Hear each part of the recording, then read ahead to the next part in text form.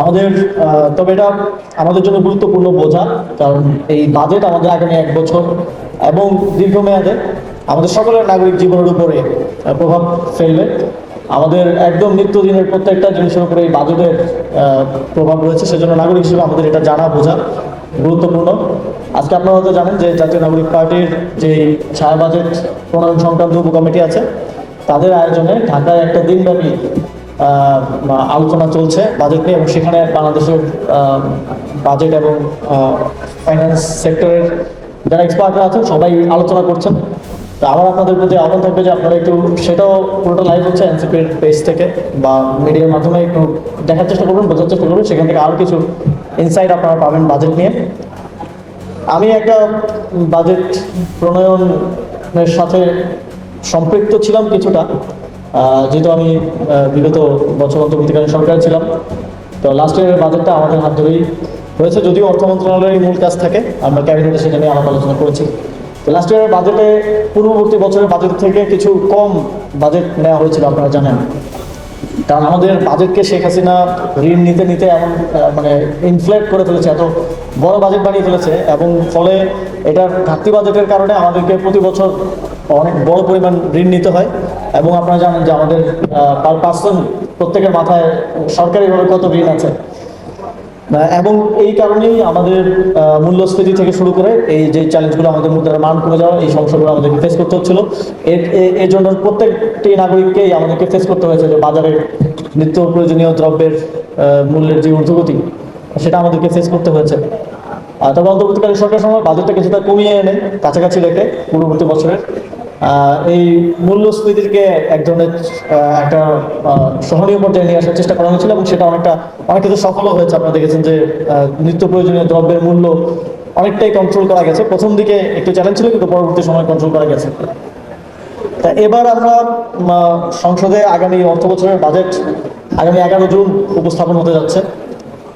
সম্ভাব্য আকার আমরা পেয়েছি, একটা ধারণা পেয়েছি যে 9,30,000 কোটি টাকার মতো একটা বাজেট হবে।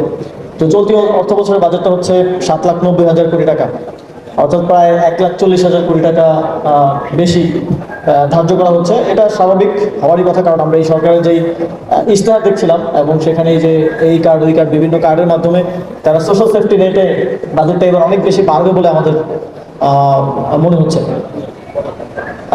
আর্থিক কাঠামোর বড় ধরনের সংস্কার ছাড়া এত বড় বাজেট কিভাবে বাস্তবায়ন করা হবে তা এখনো পরিষ্কার না। প্রথমত রাজস্ব লক্ষ্যমাত্রা ধরা হয়েছে 6,95,000 কোটি টাকা, যা গত অর্থ বছরের তুলনায় রাজস্ব প্রবৃদ্ধি প্রায় 42%, যা অতীতের তুলনায় অত্যন্ত উচ্চ। নিকট অতীতে সর্বোচ্চ রাজস্ব প্রবৃদ্ধি ছিল 2011 সালে প্রায় 27%। ফলে বর্তমান কর প্রশাসনিক সক্ষমতা দিয়ে এই লক্ষ্য অর্জন বাস্তবসম্মত নয় বলে আমরা মনে করছি। দ্বিতীয়ত বাজেটে ঘাটতি থাকছে প্রায় 2,35,000 কোটি টাকা। এত বড় ঘাটতি কিভাবে পূরণ করা হবে এবং বর্তমান আর্থিক সক্ষমতা এটি সামলাতে প্রস্তুত কিনা, সেটিও প্রশ্ন থেকে যায়। দেশি বিদেশি ঋণ নির্ভরতার পাশাপাশি টাকা ছাপানোর মাধ্যমে বাজেট ঘাটতি পূরণের প্রবণতা দেখা গেলে তা মূল্যস্ফীতির চাপ আরও বাড়াতে পারে। তো একটা জিনিস, একটা কনসার্ন আমরা বিভিন্ন মহল থেকে এক্সপার্টদের থেকেও শুনছি যে এবারের বাজেটের পরিমাণটা যদি এক জাম্পে এত বেশি বাড়ে, এটার ফলে আমাদের এখানে আবার দ্রব্যমূল্যের ঊর্ধ্বগতির মতো চ্যালেঞ্জ আমাদেরকে ফেস করতে হতে পারে। কারণ সরকার এই বাজেটের আয়টা কোথা থেকে আসবে সেটা নিয়ে খুবই অ্যাম্বিশিয়াস কথা বলছে, যেটা আসলে বাস্তবায়ন কতটা সম্ভব সেটা আমরা নিশ্চিত না। তো আলটিমেটলি ওই আয়ের লক্ষ্যমাত্রা যদি অর্জন করা না যায়, তাহলে এই ব্যয় বাস্তবায়ন করতে গিয়ে এর চাপটা এসে পড়তে পারে আপনার আমার সাধারণ নাগরিকদের দৈনন্দিন জীবনে। তৃতীয়ত রাজস্ব আদায় সরকারের পক্ষ থেকে বড় প্রতিশ্রুতির কথা শোনা যাচ্ছে, তবে বাস্তবায়নের কোনো সুস্পষ্ট প্রস্তুতি বা হোমওয়ার্ক দৃশ্যমান নয়। বর্তমান কাঠামো অপরিবর্তিত রেখে কিভাবে এত বড় রাজস্ব আহরণ করা হবে তা স্পষ্ট নয়। এক্ষেত্রে নিম্ন মধ্যআয়ের মানুষের উপর করের বোঝা চাপিয়ে দেওয়া হলে তা মেনে নেওয়া হবে না। পরোক্ষ আয়ের পরিবর্তে প্রত্যক্ষ আয়ের দিকে মনোযোগ দিতে হবে। উচ্চ আয়ের মানুষের কর ফাঁকি রোধ করতে হবে, নতুন কর ক্ষেত্র খুঁজে বের করতে হবে, অর্থ পাচার রোধ করতে হবে। সরকারের উচিত ছিল একটি স্থিতিশীল কর্মসূচির মধ্যে থেকে বাস্তবসম্মত আয় অনুযায়ী ব্যয় নির্ধারণ করা, কিন্তু এখন ব্যয়কে কেন্দ্র করে কাল্পনিক আয়ের হিসাব দাঁড় করানো হচ্ছে। একটি নির্বাচন পরবর্তী সরকারের প্রথম বাজেট হওয়ায় জনগণের প্রত্যাশা ছিল রাষ্ট্রীয় সংস্কার, গণভোট ও কাঠামোগত পরিবর্তনের প্রতিফলন থাকবে, কিন্তু এখন পর্যন্ত সেই ধরনের কোনো দিক নির্দেশনা দৃশ্যমান নয়। বাকিটা আমরা বাজেট প্রস্তাবনাটা আসলে আমরা হয়তো জানতে পারবো। বর্তমান অর্থনীতির মৌলিক সংকটগুলো উচ্চ মূল্যস্ফীতি, কর্মসংস্থানের স্থবিরতা, বিনিয়োগ সংকট ও রাজস্ব ঘাটতি নিয়ে বাজেটে সুস্পষ্ট সমাধান রূপরেখা এখনো দেখা যাচ্ছে না, বরং ফ্যামিলি কার্ড, ফার্মার্স কার্ড বা খাল খননের মতো কর্মসূচি নিয়ে আলোচনা বেশি দেখা যাচ্ছে। সরকারের ক্ষমতায় আসার কয়েক মাস পার হলেও অর্থনৈতিক প্রকৃত অবস্থা নিয়ে কোনো পূর্ণাঙ্গ মূল্যায়ন বা প্রমাণ ভিত্তিক রিপোর্ট প্রকাশ করা হয়নি, ফলে নীতি নির্ধারণ কতটা বাস্তব তথ্য নির্ভর হচ্ছে তা নিয়েও প্রশ্ন রয়েছে। দুদক আইনে কমিশন শূন্য হওয়ায় 30 কার্য দিবসের মধ্যে নতুন কমিশন গঠনের বাধ্যবাধকতা থাকলেও এখনো কমিশন গঠনের জন্য প্রয়োজনীয় সার্চ কমিটি গঠন করা হয়নি।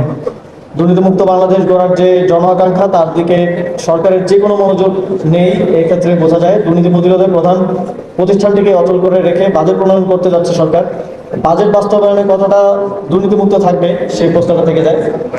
এছাড়াও সরকারের ব্যয়ের একটি বড় অংশ খরচ হয় স্থানীয় পর্যায়ে, স্থানীয় সরকার প্রতিষ্ঠানগুলোর মাধ্যমে, অথচ অন্তত 1/3 ইউনিয়ন পরিষদ, সকল উপজেলা, জেলা, পৌরসভা ও সিটি কর্পোরেশনের নির্বাচিত জনপ্রতিনিধি নেই।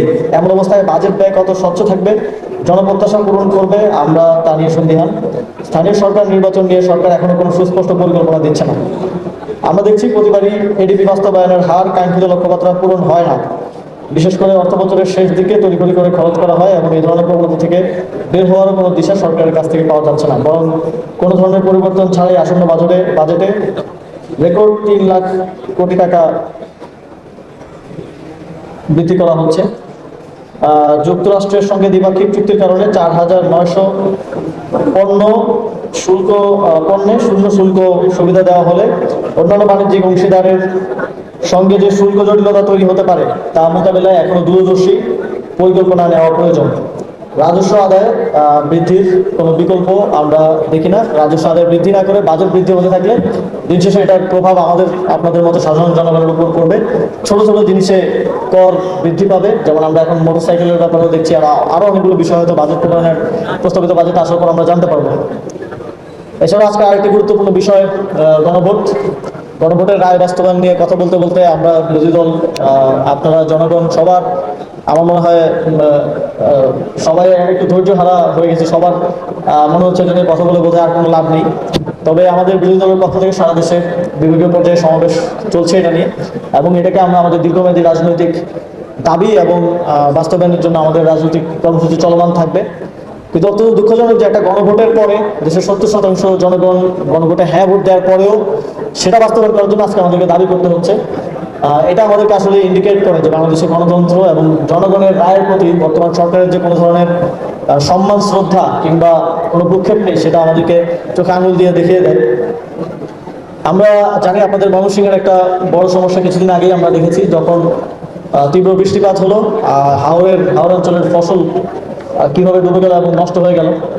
আমরা জাতীয় নাগরিক পার্টির পক্ষ থেকে এই সমস্যা সমাধানের জন্য একটা সাস্টেনেবল সম্ভাব্য সমাধান প্রস্তাব করেছিলাম। এবার নির্বাচনের আগে আমরা আমাদের ইশতেহারে সেটা রেখেছিলাম। আমরা আবহাওয়ার সাথে সমন্বয় করে একটা কৃষি বিমা চালুর কথা বলেছিলাম, যাতে করে এই যে যখন ক্ষতিটা হলো অতিবৃষ্টির কারণে, তখন কিন্তু এই যে মেজার করা যে কার কত ক্ষতি হয়েছে, তাকে ক্ষতিপূরণ দেওয়া হবে, কতটুকু দেওয়া হবে, আবার ক্ষতিপূরণ যখন আসে কেন্দ্র সরকারের পক্ষ থেকে, সেটা যারা বাস্তবায়নকারী সংস্থা থাকে তারা সেটা সঠিকভাবে কৃষকের কাছে পৌঁছে দেয় না, এই ক্ষেত্রে অনেক ধরনের অস্বচ্ছতা আছে। তো সেই জন্য আমরা এই কৃষি বিমাটার কথা বলেছিলাম, যেটা আবহাওয়ার উপরে ডিপেন্ড করে এই যে যখন বৃষ্টিটা হবে সাথে সাথে এটা কিন্তু ডেটা আমাদের কাছে মানে বর্তমান তথ্য প্রযুক্তির যুগে ডেটাটা বের করা খুব কঠিন না, যে কোন কৃষকের কত ক্ষতি হচ্ছে। এবং যখন কৃষি বিমার মাধ্যমে পোর্টালে সবকিছু থাকবে যে তার কতটুকু কৃষি জমি আছে, এই বৃষ্টিতে, সামনের বৃষ্টিতে তার কতটুকু ক্ষতি হতে পারে, সেটা আগে থেকেই মেজারমেন্ট করে রাখা সম্ভব। এবং যখন এই ঘটনাগুলো ঘটবে কৃষি বিমার মাধ্যমে সরাসরি সেটা এই কৃষকের ক্ষতিপূরণটা দেওয়া সম্ভব। আমরা জাতীয় নাগরিক পার্টির পক্ষ থেকে এটা আমরা প্রস্তাব করেছিলাম। ইনশাল্লাহ কখনো যদি জাতীয় নাগরিক পার্টি ক্ষমতায় আসে, আমরা এই বাস্তব ভিত্তিক এই সমাধান আমরা বাস্তবায়ন করব। আমরা ইদানিং দেখছি যে সীমান্ত হত্যা, ধর্ষণ থেকে শুরু করে দেশের অভ্যন্তরীণ আইন শৃঙ্খলা পরিস্থিতির অবনতি করছে।